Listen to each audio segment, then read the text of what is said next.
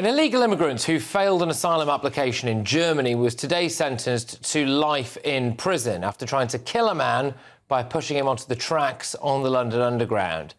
But it isn't actually life in prison, it's a minimum of 8 years. He came to Britain in the back of a lorry and had been sleeping rough in Victoria Station. He tried to kill a postman because he thought that he looked at him the wrong way. Is it far right to get angry about this now? What about Ahmed Alid, who slaughtered an elderly man at random outside an asylum seeker accommodation in Hartlepool? He travelled through 13 other countries before we took him in. Here's the moment he was nicked. Stay there! Stay there! Oh, please, stay there! Down on the ground! Down! Down on the ground! Down on the ground! No! Down on the ground! Ground! Ground! What about Abdulazidi, who had twice failed his asylum application before converting to Christianity and dousing a woman and her child with acid on the street? He actually did have a Muslim funeral, by the way, for what it's worth. Or Emad Al-Swalmeen, who tried to blow himself up at Liverpool Women's Hospital. He'd had his application rejected, but was allowed to stay in Britain for years, certainly long enough to make a bomb. Badreddin Abdallah Adam Bosch, who's 28, was from Sudan. He stabbed 6 people at a hotel in Glasgow in 2020. He was shot dead by police. Somali Abdul Ibrahim was jailed for 6 years in 2023 for raping a sleeping woman in a Glasgow flat. Algerian Soufiane El-Zaki was jailed for 45 months in 2022 for the attempted rape of a man at an Edinburgh beauty spot. Shahin Darvish Naranjbon from Iran stabbed an 87-year-old woman to death in her own home in North Yorkshire in 2022. She'd allowed him to live with her and referred to him as her grandson. Sudanese Mahmoud Noor Ibrahim was jailed for the disgusting sexual assault of a 16-year-old girl in Hull.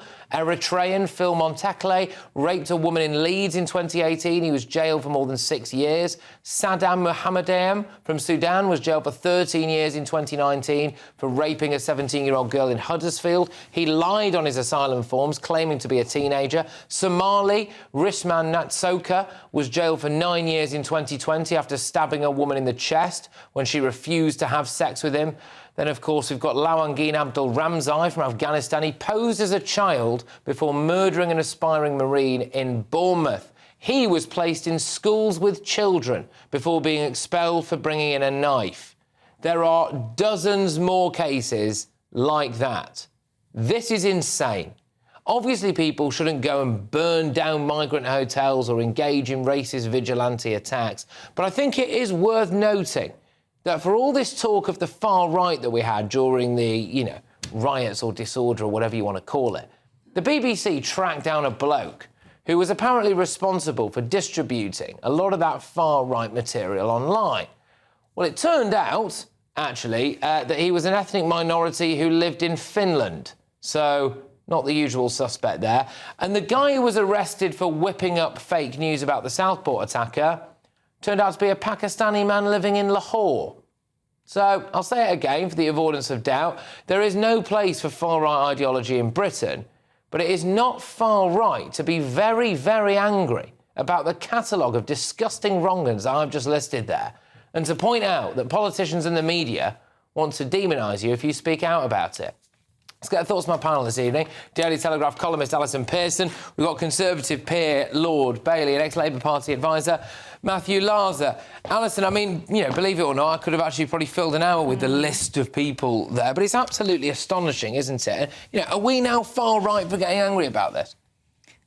Well, I think we're far right now if we want a pint of milk, aren't we? I mean, I've got beyond caring now, Patrick. I don't, call us what you like. I mean, the so-called riots after the dreadful Southport killings of those little girls, obviously there was a few bad eggs. There were a lot of people, they know what's happening to their country, they know their communities are full of people that are posing a threat. We know from Migration Watch that the nationalities that are most commonly coming across seeking asylum, Iran, Pakistan, Afghanistan, Iraq, these are most likely to be on the terror watch list. The link is absolutely clear. We can see that 12% of people in British prisons are foreign national offenders. That's gone up 3% from last year. It'll go up next year again. And as a woman, as someone with a daughter in her 20s, as someone who knows lots of people with little girls, I think it's a particular threat to women and girls, the threat of violence against women and girls, and lots of people who work in violence against women and girls are saying that the UK is becoming a less safe space for females. 100% it is. 100% it is. Sean, you know, today's one, which is what prompted me to get quite worked up and do that list, really, is, you know, this individual sentenced to life, only got 8 years, minimum of 8 years anyway, which is not really life, is it? For, well, attempting to murder a man at random at the London Underground. And this bloke was had previous convictions for indecent exposure, had failed an asylum attempt in Germany, but obviously was just sleeping rough indefinitely at Victoria Station. Why do we have to put up with this? I mean, there's so many places to start on this. Firstly, one does have to say, not all illegal immigrants, not even most of them are criminals. That's not their intention at all. But if you're letting this large number of people and you don't check their details because you can't, or they won't let you do that because they get rid of documents, you expose yourself to a huge amount of risk.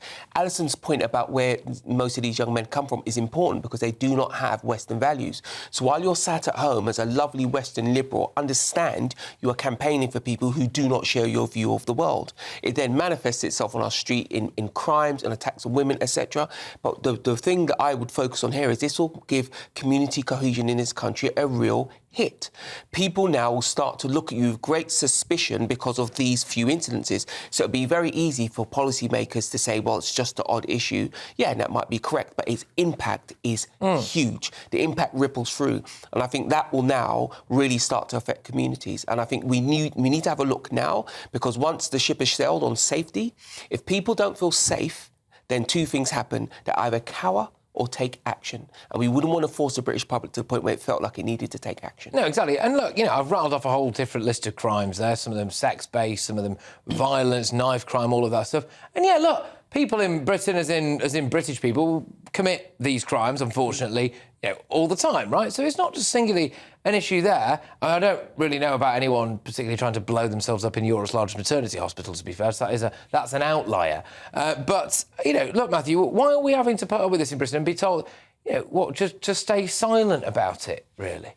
Well, I don't think people have been told to stay silent. I think your outrage is utterly understandable. I think we all share it. I mean, this particular crime is, horrific. I mean, anybody who's ever stood on a London Underground platform will just, have that shudder down their spine and just realise quite how grim this is. Look, the problem is as Sean says, the vast majority, even of illegal migrants, even if people who are undocumented, don't want to commit crime. But because we don't know who's here, because we've got a system that's broken, because we're not processing people, because people aren't being sent back after they've had prison sentences, because the system is completely kaput, then we don't know who's here, and we can't decide. We've lost control. And I think, as we know, taking back control generally is what people expect of politics and politicians. So my message to the Labour government was, I don't think Labour's saying people shouldn't worry. I think it's perfectly questionable to say whether Labour's yet got a grip on illegal migration, but it needs to be got. I don't agree with you, Matthew, because I think it isn't just Labour, but Keir Starmer, we saw a clip from him there.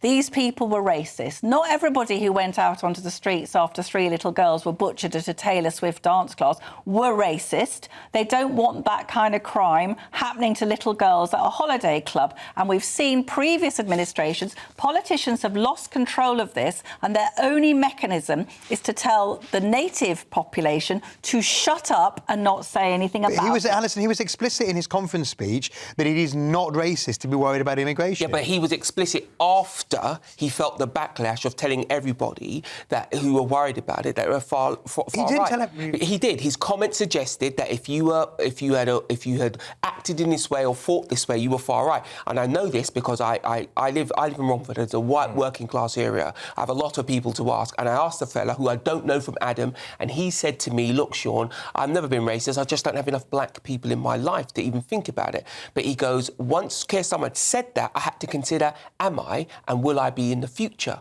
because I am worried about these things. And he went on to speak about his children. He's got a teenage boy and he's worried about his safety. And that's the point. I tried to say at the time, Keir Starmer has to be very, very careful about putting wedges in. I think you do have to be careful. My point is this, Matthew, that they will keep being able to say things like these are isolated incidents, but they're not that isolated.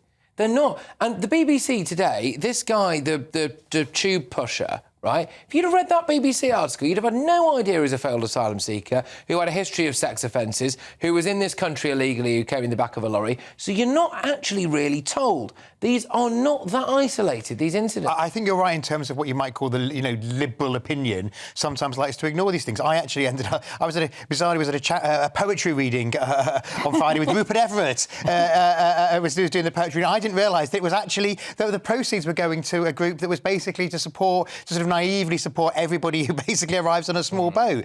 I didn't put an extra £5 in the bucket, I can tell you that. So what I mean is, I think that's sort of liberal opinions. There is nothing... I mean, we've got them in London, we've got kind of encampments of people in public spaces, not people who are homeless, but people who have arrived, often illegal migrants. And I think that this chap may have been one of those who did the incident on the tube platform. That's got to stop. There is nothing left-wing about having people encamped on the central reservation of Park Lane or anywhere else in the country for that matter, and it's naive of people to say so. On the point about Keir and racism, I just want to think is that anybody who, whatever their motivation, who was standing outside the Holiday Inn in Rotherham when it was being besieged and people were trying to set fire to a building, even if you were just standing there, that is very difficult. It is not racist to be worried about immigration. I've actually been looking for another project this week at other left-wing governments across Europe, like the Danes, who are actually at the key of trying to process people offshore. But the other left-wing governments are not doing what Keir Starmer is doing. And I want to be very clear. But he went to meet Giorgia Meloni. I want to be very clear as well. This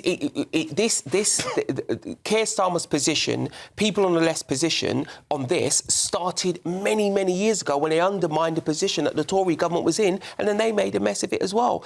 I really hope that Keir Starmer gets on top of this, but I think he won't be able to because of his support base. No, go on, final word. No, well, what we know is 1 in 5 people who comes across in the small boats claims to be a child. OK?